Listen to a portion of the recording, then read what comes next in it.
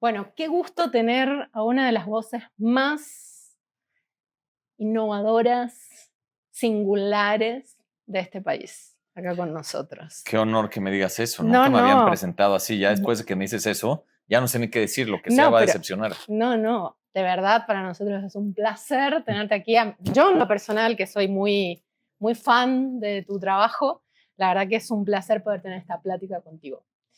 Em, Sé que no solamente eres autor, cineasta, eh, sino que además eres muy cinéfilo. Entonces, cuéntanos un poco eh, cómo defines tu universo creativo hoy. Wow, qué buena pregunta. Bueno, para empezar, sí. Además de ser autor, cineasta, soy muy cinéfilo, correcto. Yo me defino, más que un director, me defino a mí mismo como un contador de historias. Y eso es lo que me llevó al cine, de hecho, las historias. Yo de niño contaba cuentos, desde que tenía 5 años, mi abuela materna me instruyó en la narración oral de cuentos y yo contaba cuentos en espectáculos, en teatros, en el radio, llegué a contar en Bellas Artes, hay un programa muy chistoso en Un Nuevo Día con César Costa y Rebeca de Alba, Ajá. que me preguntan, ¿y desde cuándo contabas cuentos? Soy un niñito así chiquitito con el pelo relamido y digo, pues yo cuando era chiquito y ahí y te ríen así de que, ¿cómo cuando eras chiquito? Entonces yo tenía este tema con las historias desde siempre y aunque suene cliché, yo llego al cine por medio de las historias. Suena muy obvio, pero no es así. Hay gente que llega más al cine por las cámaras o por la postproducción o por la actuación. Yo digo desde el lado de las historias y para mí el cine es la forma más completa y vasta y Sí. accesible de contar o de fundir una historia porque abarca todas las artes, todos los sentidos y por eso es que el cine me encanta. Y la otra cosa por la que llego yo al cine es porque fíjate que el cine siempre ha sido mi lugar seguro. No hay nada que yo disfrute más que estar viendo una película. Y yo de niño, yo era un niño muy miedoso. Yo de niño tenía miedos que la mayoría de la gente no tiene miedo de eso. Por ejemplo, me daba mucho miedo jugar fútbol porque decía, ¿qué tal si me da un balonazo en la Ok. cara? Me daba miedo subirme a un juego a la feria porque decía, ¿qué tal si se cae el carrito? Y entonces como que desde niño me acostumbré mucho a ir al teatro y al cine porque me encantaba que en el cine me sentía como en un lugar seguro, porque ahí sentía que podía experimentar todo tipo de emociones, risa, llanto, miedo sin estar arriesgando nada. Entonces, como que estas dos cosas, las historias y el que el cine sea un lugar seguro, me hizo ser también muy cinéfilo. Y como dices, sí, soy un director, soy un autor, pero sobre todo soy un contador de historias y más arriba de un contador de historias, simplemente soy un amante del cine. Amo ver películas. Trato de ver en una semana que estuve ocupadísimo, 3 películas. Ok. Una buena semana, 5 o 6. Eh, Me gusta ver 1 o 2 a la semana que sean películas viejas que no he visto. Y también estar al día con estrenos de los géneros que me interesan. Y también de pronto veo cosas para research, para algo de lo que estoy trabajando, cosas que me inspiran. Pero bueno, eso en cuanto a que soy muy cinéfilo. Y ahora en cuanto a tu pregunta de cómo defino mi universo Ujú. creativo. Wow, nunca me habían hecho esa pregunta, nunca me habían hecho. Entonces tengo que pensar bien mi respuesta. Pero Bueno, mi universo creativo, te voy a decir, yo creo que eh, vivo dentro de los géneros que me apasionan, que es obviamente el terror, la ciencia ficción, el thriller. Dentro de eso, me gustan mucho las historias originales, eh, novedosas, los high concepts. Siempre digo, hacer una película es tanto trabajo, tanto esfuerzo, son días, meses, años de trabajo, que ¿por qué vas a poner tantos años en crear algo que ya se ha hecho antes? Eso no quiere decir que yo esté descubriendo el hilo negro. Todas mis películas, por más que tengan premisas originales o descabelladas, tienen referencias de muchas cosas que se han hecho. Pero me gusta como tratar de encontrar historias que sean originales o situaciones originales dentro de esos géneros y metiéndole el elemento personal. Personal puede ser o porque es algo que yo viví o porque tiene que ver con temas que me obsesionan. Y tengo muy claro los temas que me obsesionan hoy en día. No tengo claro por qué. A lo mejor si tuviera claro por qué me dejarían de hmm, obsesionar, pero sé que me encantan las historias sobre el tiempo, sobre el paso del tiempo. sé que me encantan las historias de tema de como la duplicidad, El doble, el doble, el el doppelganger. doppelganger, Sí. que es algo que está presente en todas mis películas, menos en Párvulos. O sea, pero en El Incidente, Los Parecidos, en Parallel, El Mal de Ojo, hay este tema de duplicidad, de este como doppelgangerismo, me encanta. Me gustan las historias de obsesión, me gustan las historias que tienen que ver algo con el cuerpo, me gusta el body horror. Entonces, si me preguntas cómo defino mi universo creativo sería en estos géneros, Sí. buscando una historia original con estas temáticas. Y por último, y aquí viene el más complicado, que sea para el público, que pueda ser para el público masivo y que al mismo tiempo sea algo personal, lo cual es muy complicado porque yo me muevo Uy. en ese punto medio. Creo que mi cine, el que me interesa hacer o el que más veo, no es el cine hipercomercial que va a salir en 2000 salas, pero tampoco me interesa hacer el cine superautoral que va a estar en 10 salas. Las mejores películas son el cine punto medio. El cine punto medio es el cine que sí tiene, sí es un cine comerciable, sí es un cine para el público, pero que al mismo tiempo tiene una voz de un autor. Pero es el cine más difícil de pichar, de financiar, de vender, de distribuir, porque normalmente, pues, los distribuidores, los exhibidores te quieren catalogar o en un lado o del Sí, otro. Esto es claro. comercial, esto es de autor. Pero los autores que yo más admiro son los que se mueven en ese punto medio y ese es el camino que al menos hasta ahora he logrado recorrer con 5 películas. En algunas se me pasan más las cucharaditas de este lado, como Mal de Ojo, en algunas más del otro lado, como fue Párvulos. Sí. Pues es difícil estar en esa cuerda, pero creo que todo eso junto es mi universo creativo. No sé si eso contestó la pregunta que Sí, querías. creo que sí. Justo trajiste a colación un tema que creo que atraviesa toda tu filmografía, inclusive en aquellas que no se mete directamente con la ciencia ficción, que es el tiempo. Y hay como una idea constante de romperlo o de reestructurarlo. Ujú. ¿De dónde crees que viene esta idea de romper la percepción cotidiana que tenemos de ese tiempo?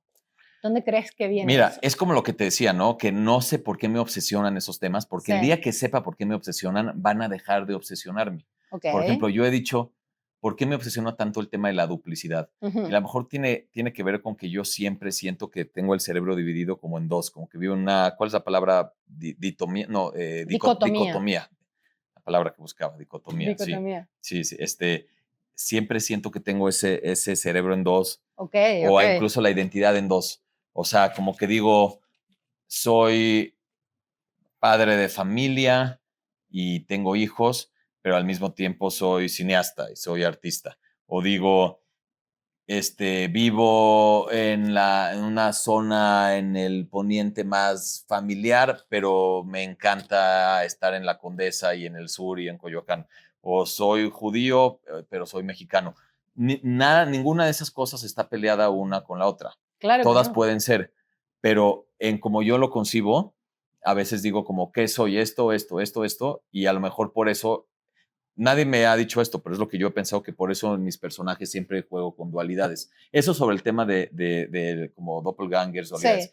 Pero tú preguntaste más sobre el tema del tiempo. sí. Pero te dije esto como introducción porque creo que como introducción a mi respuesta porque creo que va por lo mismo. Creo que hay algo que yo tengo una relación muy extraña con el tiempo. Ya A me lo han ver, dicho muchos y me doy cuenta sobre todo muy recientemente personas que llegan a convivir muy cercanamente a mí ok. me dicen, tú tienes una relación muy rara con el tiempo. Para empezar, soy súper estructurado. O sea, sé qué voy a hacer a las 10, a las 10:20, a las 10:30, pero dentro de esa estructura, obviamente nunca se cumple, porque pues el Ok, día sigue avanzando y me frustra cuando eso no se cumple, ¿no? ok. Además de que soy así, como que me gusta asignarle tiempos a todo. Y eso no se puede. Hoy mismo pensé que venía aquí de 3 a 7, ya son las 7:48 y aquí sí Claro. apenas estamos empezando a hablar. Pero también cada vez aprendo más a fluir. La vida me ha enseñado a fluir. Y hay quien me ha dicho que sí, que tengo una relación curiosa con el tiempo. Siempre siento que soy muy práctico y cada vez me doy más cuenta que a veces, que la gran mayoría de las veces soy muy poco práctico. O sea, Ok. que soy práctico en algunas cosas, soy muy práctico en multitaskear, escuchando un contenido mientras estoy haciendo otra cosa, pero Sí. en otras cosas no lo soy. Y además de eso, creo también que siempre he tenido como estas ganas de ganarle al tiempo. O sea, como decir, voy a escuchar un podcast pero en lo que me estoy vistiendo, en lo que estoy lavando trastes, como si encimé 2 actividades, entonces le gané, como que todo el tiempo estoy buscando hacer ese tipo de cosas. ¿Viste lo que le dije ahorita al primero de los Sí. chicos que me dijo que escribía de los 2 guiones? Ujú. Y le dije, uno, ponlo ya con un productor que empiece a aplicar a fondos y cuando ese ya está caminando, entonces ya te puedes escribirlo. Como Claro. que toda mi vida la pienso así, como en Tetris, como en lo que acomodas esto pasa esto. Entonces, no te creas, es padre vivir así, porque gracias a eso veo tantas películas, gracias a eso he hecho 5 películas, gracias a eso logro hacer muchas cosas en mi vida, pero también es muy duro vivir así, porque a veces me hacen no sentir una persona libre o muy atado a mis planes, y cuando a mí me rompen mi plan, cuando a mí me rompen mi plan de hoy pensaba que iba a ir al cine a las 8 de la noche y ya no pude llegar, mi hija lloró, o sea, hubo un día que iba a ir o sea, apenas acaba de ser el viernes, iba a ir a ver Exit 9, que me urgía verla, y mi hija empezó a llorar y no quería que me fuera, empezó a llorar. Tuve que poner mis prioridades claras y no ir al cine, y me costó muchísimo. O sea, cuando a mí me cambian mi plan de un día, me cuesta.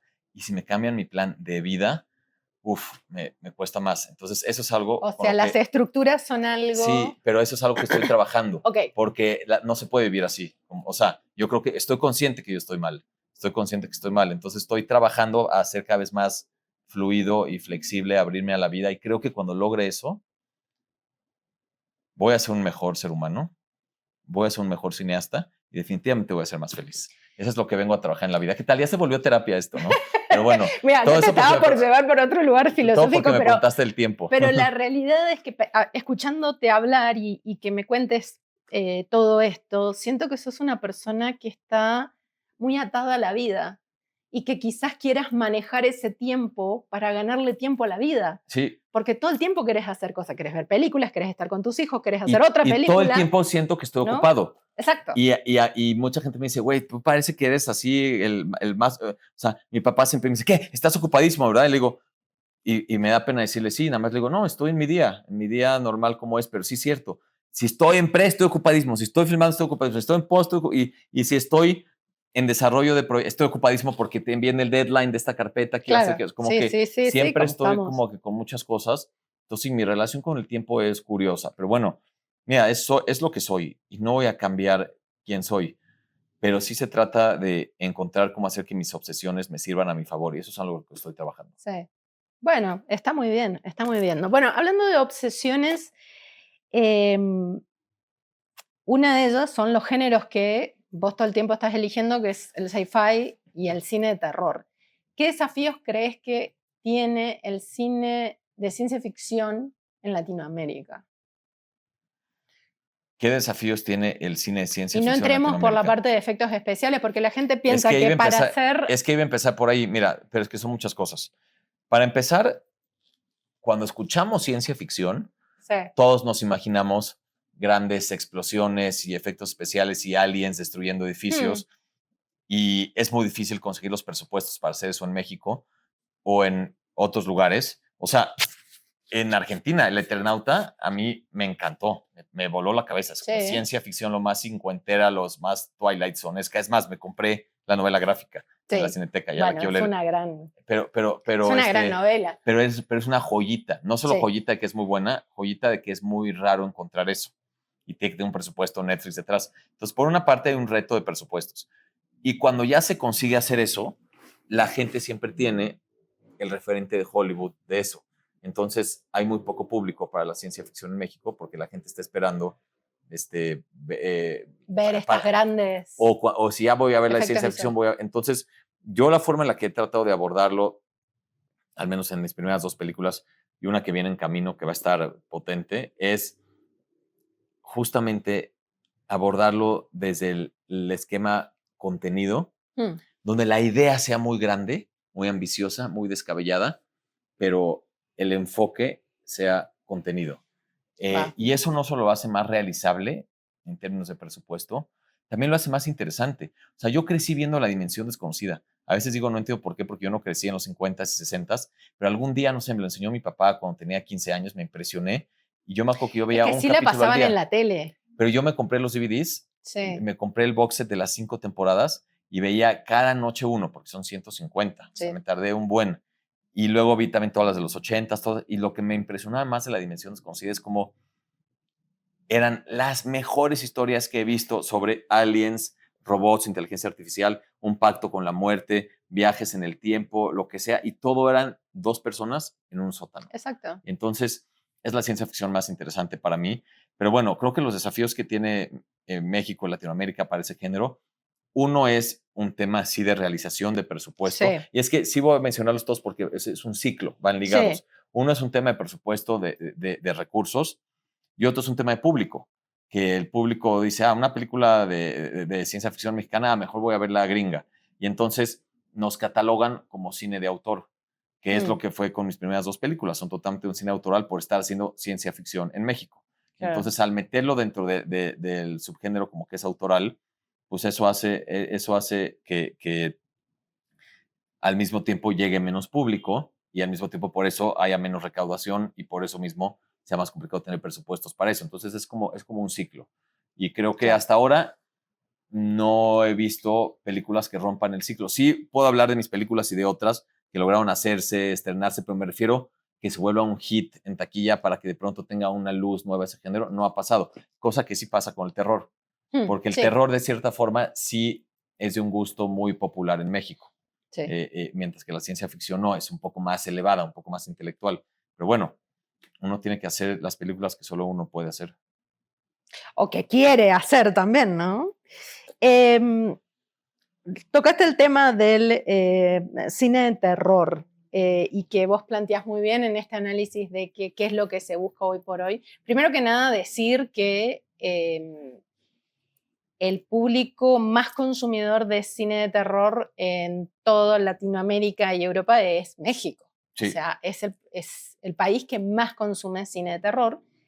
Pero así todo, en proporción, no tenemos la misma cantidad de autores o directores es que hagan verdad. terror en Sí. México. ¿Qué crees que pasa ahí?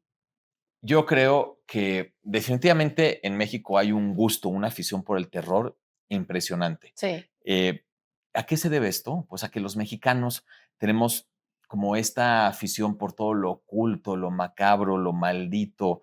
Tenemos todas estas tradiciones como el Día de los Muertos, todo lo que nos pasa en la vida lo explicamos como una leyenda, como una historia. Entonces, mucho de la gran afición por el terror se debe a eso y en general en Latinoamérica sí, creo que eso nos trae una gran bendición a que de pronto los mexicanos podemos hacer un cine que es muy comercial, más allá de solamente la comedia, porque la comedia sí, sabemos que es un género que también vende muy sí, bien, pero ¿qué pasa con los otros géneros? En México no tenemos como tal una industria de géneros, o sea, géneros como acción, como ciencia ficción, como thriller, como drama juzgados, qué sé yo, casi no claro. se hace porque es muy complicado que tengan público, pero afortunadamente el terror sí, y desde siempre, desde hace 50 años, desde siempre el terror ha sido muy bien. Entonces, terror y comedia son los dos géneros que más como que funcionan en México, ¿no? Como decía una persona, los dos que terminan en abrazos, ¿no? Pero entonces, eso hace que haya una industria del terror en México. Entonces, todo eso me parece que es muy bueno.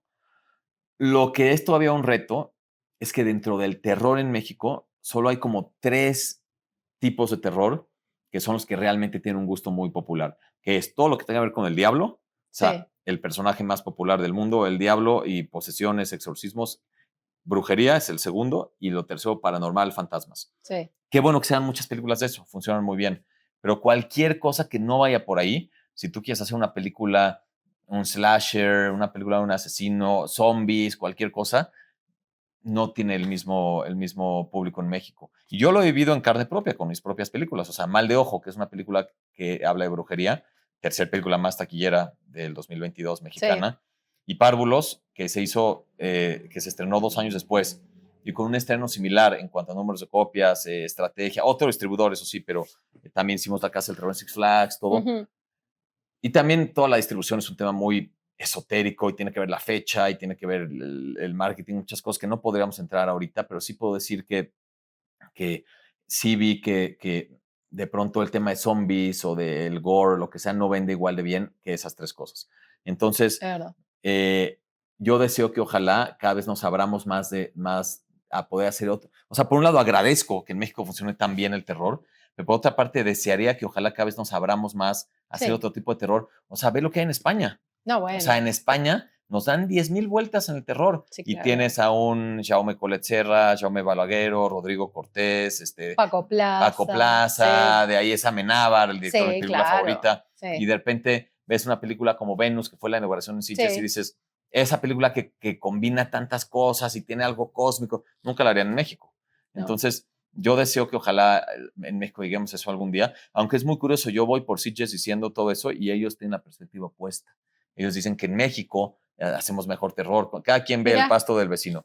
Pero bueno, claro. lo que tú decías de por qué no hay tantos autores, también creo que tiene que ver con que en México hay muchos directores que son de otro género, o sea, que han hecho comedias, que han hecho dramas, que de pronto se fijan en el terror porque ven que tiene Porque factura. porque factura. Porque Y factura. entonces Sí. trata de meterse al terror gente que realmente no es No experta en es, terror, claro. lo cual yo no estoy en contra de eso, que bueno que sea más cine terror, y tampoco estoy cerrado a nadie de que, este hizo una comedia, ya no puedo. No. No, pues mi amigo Luis Javier Enaine quiso desaparecer por completo. Es de Sí. las mejores películas de terror mexicanas de los últimos años y él venía de hacer 2 comedias. Entonces, siempre el género está bienvenido para quien sea, pero eso es lo que hace que de pronto como que vengan muchos directores de otros géneros al terror. Porque autores o directores que hacen solamente terror comercial, en realidad no hay tantos en México, No. con todo y que es Muy un género que poquitos. vende muy bien. Sí. Sí.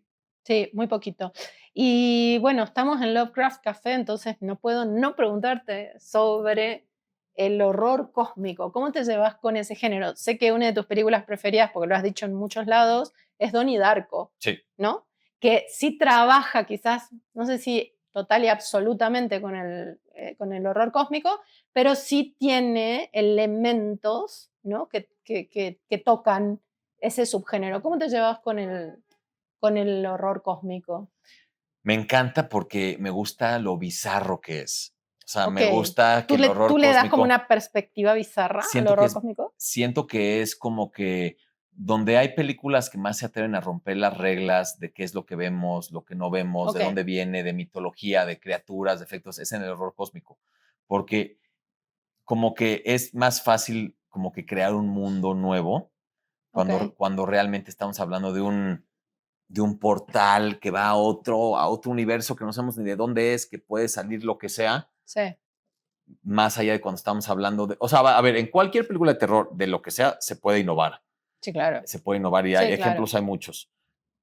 De hecho, creo que venimos saliendo de un año, el 2025, y que fue como el año de la innovación, bueno, el 100%. 24, el 25, ¿no? De decir, a ver, vamos a hacer un slasher, pero ahora desde la perspectiva Del del asesino. asesino, Sí, ¿no? En A Violent sí. Nature. Vamos a hacer una película de una entidad de una casa desde la perspectiva de la entidad Presence. Vamos a hacer un Haunted House desde la perspectiva de un perro, Good Good Boy, boy. ¿no? Sí, O sea, innovar siempre se puede, sí. pero yo he encontrado que las películas de terror más locas y descabelladas son el terror cósmico, porque me parece que el terror cósmico, como que justo por la palabra lo dice, cósmico. O sea, como estamos hablando de otros mundos, de portales, de criaturas que vienen de otra dimensión, como que todo se puede más que en una película de exorcismos, donde si bien se va a tratar de innovar, va a tener que estar a fuerzas un personaje amarrado y un cura. ¿Ya me Tiene entendiste? O sea, reglas. como que Tiene hay reglas. constructos Sí, más sí, claros en otros subgéneros del terror. Y sí. eso hace que el terror cósmico me encante. Bueno, mencionas Donnie Darko, mi quinta película favorita, y tuve el gran honor de conducir la Masterclass Sí, con sí, Richard sí, Kelly, sí. que fue todo Que una habrá sido toda una odisea. experiencia en lo personal, me Yo lo había parece, conocido ¿no? en el Ok, 2017, ok. estuvimos un tiempo juntos en Los Ángeles, pero increíble verlo después de tanto tiempo. Y no la considero una película de terror, pero sí es, No, pero pero sí sí es tiene cósmica. elementos Tiene elementos de de terror, terror cósmico. Sí. tiene elementos, aunque no es que es una película rarísima, tiene elementos de todo. O sea, yo le decía a Richard, es que combinaste lo que nadie más podía combinar. Coming of Sí. Age, una como película de un high school, con la caída de una turbina de un avión, con Y una es historia súper de amor, con existencialista time también. travel. Pero eso tiene que ver con lo Sí. que siempre le digo yo a mis alumnos, que es, no hagas la película que crees que a ti te va a quedar mejor que a los demás. No hagas la película que tú eres el director perfecto para hacer. haz la película que solo tú puedes hacer. Exacto. Que si tú no existieras, esa película no existiría. Y yo creo que puedo decir orgullosamente que de 5 películas que he hecho, al menos 3 de esas 5 han sido la película que solo yo podría hacer. O sea, Ok. Bueno, eso es un montón. tal vez hay otras 2 donde yo les metí mi estilo, les metí mi Sí. toque, sí las hice muy mías, pero alguien más las podría haber hecho. Y quiero cada vez más tratar de hacer el cine que solo yo puedo hacer. Porque Sí. creo que ese es el cine que si todos hacemos las Sí. películas que solo uno puede hacer, vamos a tener más Donnie Darkos, ¿no? Exacto. ¿Y a ti en lo personal te interesaría ahondar un poco más en el horror cósmico o es algo que está ahí pero todavía no sientes el llamado? Me encantaría ahondar en el terror cósmico, o sea, Ok. me encantaría, yo definitivamente quiero hacer más terror. eh, Siento que el terror puede ser mi entrada a que mi cine sea más abierto de público. Hmm. Siento que, bueno, a ver, es un cine más comercial, lo hemos dicho ya, y quién Sí, está sí. peleado con eso, o sea, claro que quisiera volver a tener un éxito en taquilla, como fue Mal de Ojo. Sí. Eh, y dentro del terror, pues me encanta el slasher y me encanta también pues la combinación de coming of age terror, que ya la hice 2 Sí. veces, porque siento que el coming of age y el terror van muy bien, porque el coming of age se trata de descubrir otro mundo y el terror se trata de descubrir otro mundo, y me encanta el terror cósmico. La verdad es que entre todas las ideas que estoy desarrollando ahorita, no te puedo decir que tengo ya una en camino de terror cósmico. Como dices, no he tenido el llamado. O sea, sí tengo el llamado a hacerlo Pero algún no es el día, momento. pero no ahorita. Ok. Ahorita son otras las historias que están como cocinándose. Ok. Sí, pero lo haré algún día y me acordaré de esta entrevista. Bueno, me parece muy bien. Sí. Bueno, Isaac, no te queremos robar más tiempo. Antes que nada, agradecerte por haber sido parte de esta dinámica, por darnos tu tiempo, por colaborar. Y bueno, no sé si querés dejarle algunas palabras a los futuros creadores o storytellers de terror. Ahí la cámara. Pues, Melissa, qué gusto. Ha sido un gusto de verdad estar aquí con ustedes, contigo, con Karina, con Kai, con todo su equipo. Fue un día increíble que estoy aquí desde las 3 de la tarde. Me Sí, alimentaron muy señor. bien. Me alimentaron muy bien Bueno, eso es lo para más importante. para el cuerpo y para el alma. Qué O sea, bueno. para el cuerpo estuvo muy rica la comida, pero también para el alma. ¿Sabes qué? Cuando yo puedo sentarme a asesorar a 4 proyectos así, uno diría que esto de asesorar a otros los va a inspirar a ellos, pero yo soy el que salgo más inspirado Qué cuando bueno. escucho las ideas que tienen y todo. Entonces, eso me encanta. Ojalá que podamos seguir haciendo estas dinámicas. Ojalá que esta misma charla inspire a otros. Y consejo jóvenes, para todos los jóvenes cineastas que nos están viendo allá afuera. Yo les diría 3 cosas. La primera, lo que ya dije, no hagas la película que tú eres el director perfecto para hacer, no hagas la película que a ti te va a quedar mejor que los demás, haz la película que solo tú puedes hacer, que si tú no existieras, esa película no existiría, que solo en tu cabeza loca existe combinar esos elementos en una película. Esa es la película que tienes que hacer. Esa es la primera cosa. La segunda cosa, pues lo que mucha gente me dice, ¿qué consejo me das para empezar en el cine? Pues yo te diría que ve mucho cine, del cine que más quieres hacer. Si quieres hacer terror, mucho terror. Si quieres hacer comedia, ve comedia nueva, o antiguo, mexicano, europeo, gringo, de lo que sea. Trata de trabajar mucho en producciones más grandes que las tuyas. O sea, si eres un estudiante, pues métete a asistir de jalacables en una película o incluso en un corto de los de octavo semestre y trabaja en tus propias producciones. Hoy en día, pues todos tenemos una cámara en el bolsillo, haz tus propias producciones y haciendo esas 3 cosas, tus propias producciones, las de más grandes y viendo mucho cine, encontrarás tu estilo. Todas esas 3 juntas, de esas 3 cosas juntas, fue la segunda cosa. Me Y la encanta. tercera cosa, la más importante, si algún día alguien te dice que lo que tienes en tu cabeza está muy loco, está muy descabellado, que no lo vas a lograr, que mejor desistas, que mejor pienses en otro proyecto, normalmente eso quiere decir que vas por el buen camino. Muy bien. Isaac, muchas gracias. Gracias a ustedes.